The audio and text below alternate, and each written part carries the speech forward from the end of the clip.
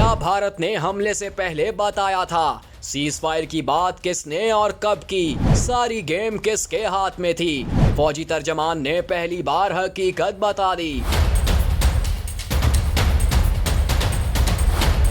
बरतानवी नशरियाती इदारे को इंटरव्यू में DGISPR लेफ्टिनेंट जनरल अहमद शरीफ से सीज फायर से मुतल्लिक सवाल पूछा गया कि दोनों मुल्कों के दरमियान सीज फायर से मुतल्लिक बातचीत किसने और कब शुरू की। पाकिस्तानी फौज के तर्जमान ने हकीकत बताते हुए कहा कि 6 और 7 मई की रात हमलों के बाद इंडिया के DG मिलिट्री ऑपरेशंस ने हमसे राब्ता किया और बातचीत की ख्वाहिश का इजहार किया। हमने वाज़ेह कर दिया हम सिर्फ इसी वक्त बात करेंगे जब अपना जवाब दे चुके होंगे। हमारा जवाब 10 मई की सुबह आया। इसके बाद आपने देखा इनका फौजी तर्जुमान इंडियन टीवी चैनल्स पर आकर ऑन रिकॉर्ड कहता है कि वो जंग को मजीद बढ़ाना नहीं चाहते, बशर्ते कि पाकिस्तान मजीद हमले ना करे। DGISPR ने कहा कि हम हमेशा से कहते आए हैं, हम ही थे जो कशीदगी को काबू में रखे हुए थे। इनकी जानिब से दरख्वास्त मौजूद थी और बैनुल अक़वामी सालिस भी इस अमल में शरीक थे।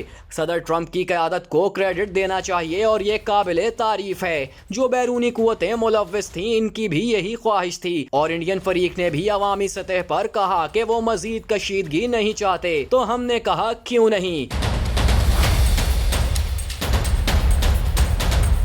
DGISPR से सवाल किया गया कि क्या पाकिस्तान को इस हमले की पेशगी की इत्तला दी गई थी। इन्होंने ये जवाब दिया कि ये इंडियन मीडिया की तरफ से चलाया जाने वाला एक मज़ाहिया बयानिया है। हम अपनी इंटेलिजेंस के लिए इंडियन जराए पर इन्हिसार नहीं करते। हम मीडिया को पहले ही दिखा चुके हैं कि जब भी इनका क्रॉस सेक्शन रडार ड्रोन दाखिल होता है, हमें फौरन मालूम हो जाता है कि वो कहां से आ रहा है। इंडिया में हद से ज्यादा खुद एतमादी है। वो समझते हैं कि पाकिस्तान एक कमजोर मुल्क है और वो हमारे साथ जो चाहें कर सकते हैं। इस तकब्बर को हमने इस तनाज़े के दौरान कई सतहों पर तोड़ा है। हमें भारत की तरफ से किसी इत्तला की जरूरत नहीं। हमें मालूम है आप किस किस्म के हरीफ हैं और आपकी सलाहियतें क्या हैं। बतौर फौजी मैं आपको बता सकता हूं कि हम इन्हें बहुत ही गौर से देखते हैं, वो क्या कर रहे हैं और क्यों कर रहे हैं। हम हमेशा चौकन्ना और तैयार रहते हैं।